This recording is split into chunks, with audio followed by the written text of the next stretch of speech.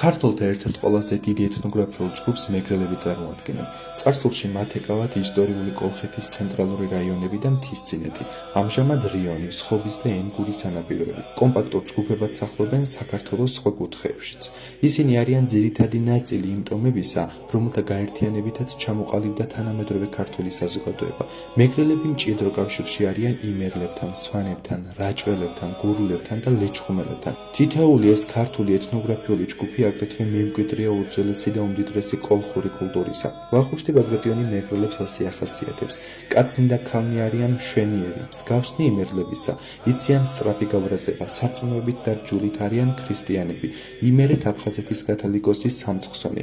ენა აქვთ ქართული, ამასთანავე აქვთ საკუთარი მეგრული ენაც, დამწერლობა აქვთ ქართული და არა სხვა. იაკობ გოგებაშვილი წერს: მეგრელები შეადგენენ ქართველთა შტოსა, სხვა ქართველებისაგან ბევრით არაფრით განსხვავდებიან. მარტო ენით არიან ცოტათი განცალკავებულნი, მაგრამ ეს ენაც ღვიძლი ძმაა ქართულის ენისა. გარდა ამისა, ყველა მეგრელმა კარგად იცის ქართული და ძლიერ უყვართ ის.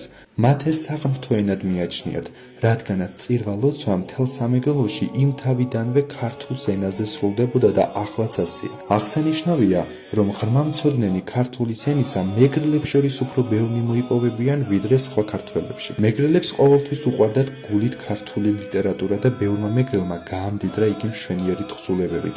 ძნელად იქნება იმის თანანიჭიერი სწავლის მოსურნე, გამბედავი და გამჭრიახი ხალხი, როგორებიც მეგრელები არიან. ქართული სახელმწიფოს, კულტურის, პოლიტიკისა და ხელოვნების ჩამოყალიბებაში უდიდესია მეგრელების წვლილი.